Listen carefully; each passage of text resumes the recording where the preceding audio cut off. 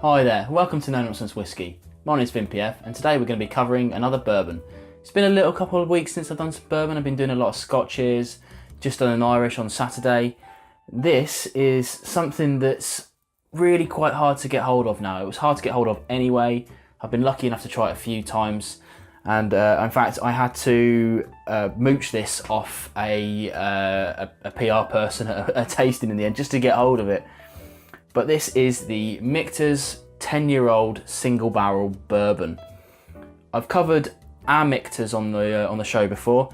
In fact, I did a kind of, not even a mini series, it was like 11 strong series of a kind of beginner's guide to bourbon. So go back and check out that series if you're just interested in the Michters. I do a bit of history in that video as well, so I'll put links up here to both of those. I'm not going to go too much into the history of Michters at the moment because of the previous video. We'll just go straight into this whiskey and see where we're at with it. In terms of ABV, it's 47.2%, which is pretty good. For a single barrel, maybe you've expected a little bit higher, but we'll see how that affects it. The problem with this one is going to be the price. So it was like £100 in the UK, $120, that sort of thing.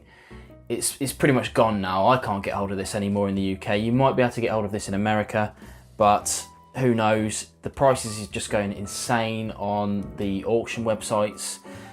Places like the British Bourbon Society, they sometimes see bottlings come up, but they don't really like secondary market. So if it is on any auctions, they're not gonna send it onto their group or whatever. It's for the drinking.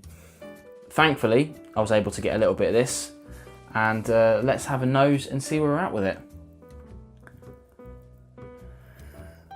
Whoa, well, you don't really get that higher ABV off it, that's fine. But for me, I mean, there's the standard vanillas and the oaks and things like that you're kind of getting from bourbons, that kind of fruity aspect.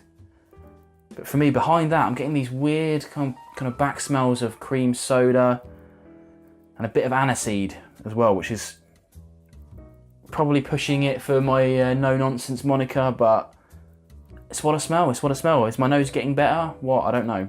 We'll see. Onto the palate, see where we're at.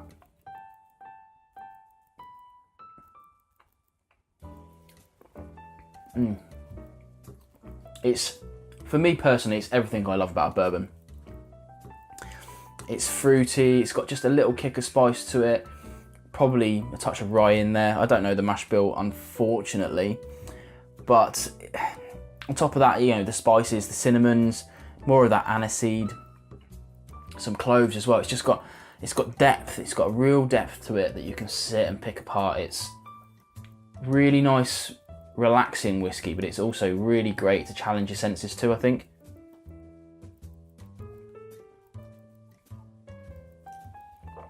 I was really impressed with this when I tried it.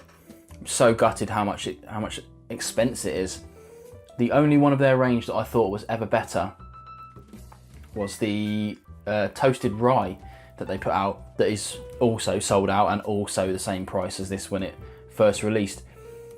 But this is just utterly fantastic. I really do like everything that Michters have put out so far that I've tried. I've tried most of the range in a tasting, haven't covered it on the channel yet, purely because the bottles are so expensive in the UK. They're £50 for the normal core release. The special releases tend to go up over 100. It's a lot of money for someone like me to put out on the table, especially for the channel, but let alone for personal enjoyment. I'll get there eventually. The more bottles they put out, as I say in one of the previous videos about Michters, they are starting to distill properly, but they've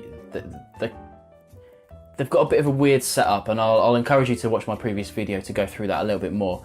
I don't want to go into it too much today, but I would highly recommend this. If you've got a bottle of this, crack it open. If you're sitting on it waiting for it to go up in value, which it will, it's not worth it. It's too good to let go, to let somebody else enjoy it, or just for it to sit on a shelf before, you know, someone's granddad dies and then they pick it up and it goes for a horrendous amount of money, whatever.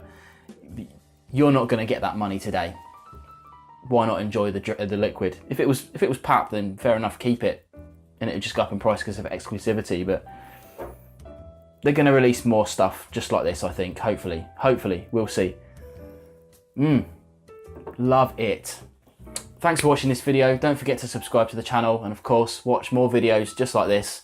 I put out new content every Monday and Thursday. Thanks for watching.